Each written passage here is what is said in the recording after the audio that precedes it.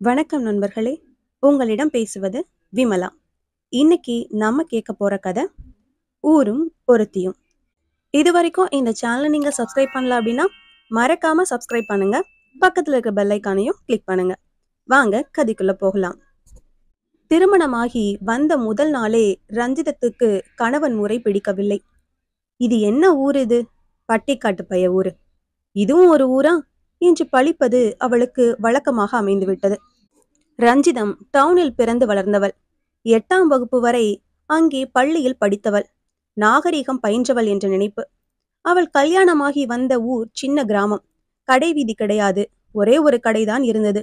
இஷ்டப்பட்ட போது வாய்க்கு ருசியாக ஏதாவது வாங்கி தின்ன ஆசைப்பட்டால் அதற்கு உதவும்படியாக ஒரு மிட்டாய் கடை உண்டா? ருசி ருசியா வடை, காஃபி என்று சாப்பிட ஒரு ஓட்டல் இருக்குதா? சினிமா தியேட்டர் இல்லை. இதுவும் ஒரு ஊரா? ரஞ்சிதம் எப்பவும் எல்லோரிடமும் இப்படி குறை கூறி கொண்டிருப்பாள். அவளுக்கு கணவன் வீட்டாரையும் பிடிக்கவில்லை. என்ன சனங்க, நாகரிகம் தெரியாதவங்க, இவ்விதம் மனசில் சொல்லிக் கொள்வாள். கணவன் குப்புசாமியை கூட அவளுக்கு பிடிக்கவில்லைதான். பேரை பாருங்க, குப்புசாமியா. அழகான பேரு எத்தனை இருக்கு. அதுல ஒண்ணு இதுக்கு கிடைக்காமல் போச்சுதே. ஆளும் அழகு வழியுது. ஒவ்வொருத்தர் என்னென்னமா இருக்காங்க.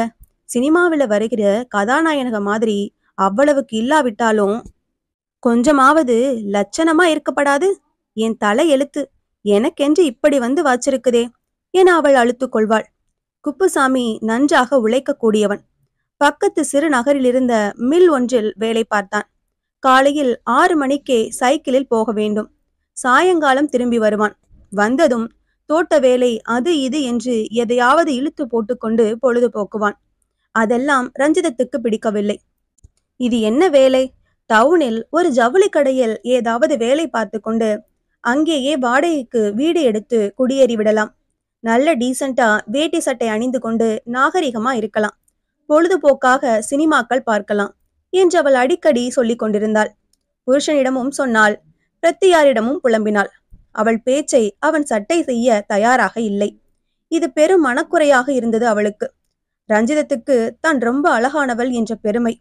அவள் பிரமாத அழகி இல்லை.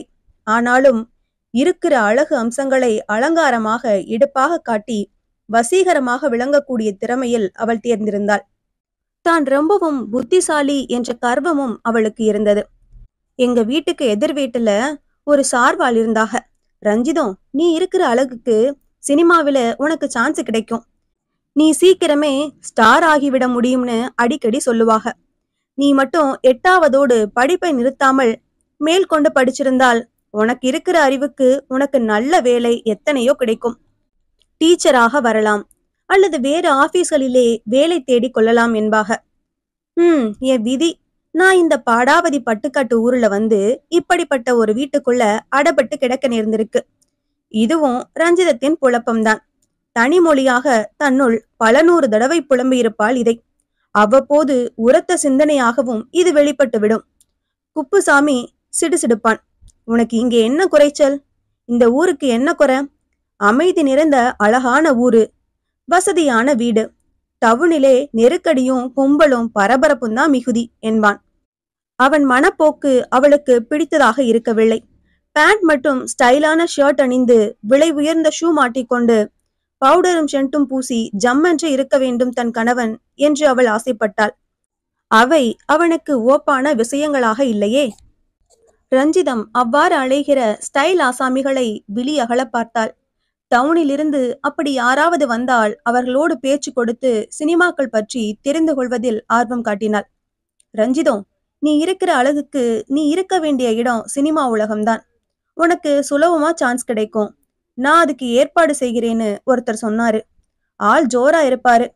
எங்க வீட்டுக்கு 3ஆவது வீட்டிலே இருந்த வக்கீலுக்கு உறவு. பட்டணத்திலிருந்து வந்து 10 நாள் தங்கியிருந்தாரு. பட்டணத்தை பத்தியும் சினிமா படம் பிடிக்கிறவங்க அதுல நடிக்கிறவங்க பத்தியும் நிறைய நிறைய சொன்னாரு. சிரிச்சு சிரிச்சு பேசுவாரு. ரொம்ப நல்லவரு. அடுத்த முறை வாரபோது என்னையும் பட்டணத்துக்கு அழைச்சிட்டு போய் சினிமாவில் நடிக்கிறதுக்கு சான்ஸ் வாங்கி தரேன்னு கூட சொன்னாரு, தெரியுமா? ரஞ்சிதம் ஒருத்தியிடம் ரகசியமாகவும் பெருமையாகவும் இதை சொன்னாள். அவள் பொறாமைப்படுவாள் என்று இவள் நினைத்தாள். ஆனால் அந்த அவளோ இவளை ஒரு தினுசாக பார்த்தாள். இது ஒரு மாதிரி தான் போல இருக்கு. கல்யாணம் ஆகிறதுக்கு முன்னாடியே கண்டபடி அலைஞ்ச கழுத என முடிவு கட்டி போட்டாள். நம்ம குப்பையா அண்ணனுக்கு போயும் போயும் இப்படி ஒரு சின்ன சவமா பொண்டாட்டியா வந்து வாய்க்கணும் என்று உளம் புழுங்கினாள்.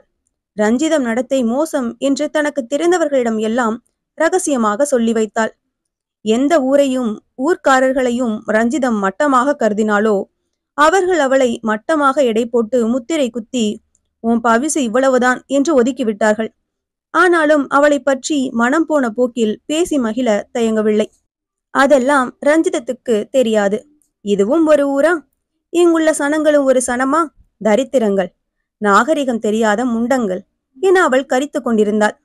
அவள் போக்கு புருஷன்காரனுக்கு வெறுப்பு தர ஆரம்பித்தது. நான் நினைச்சிருந்தா நல்ல சினிமா ஸ்டார் ஆகியிருப்பேன் தெரியுமா? என்ன சினிமாவில சேர்த்து விடுறதா கூட ஒருவர் முன்வந்தாரு.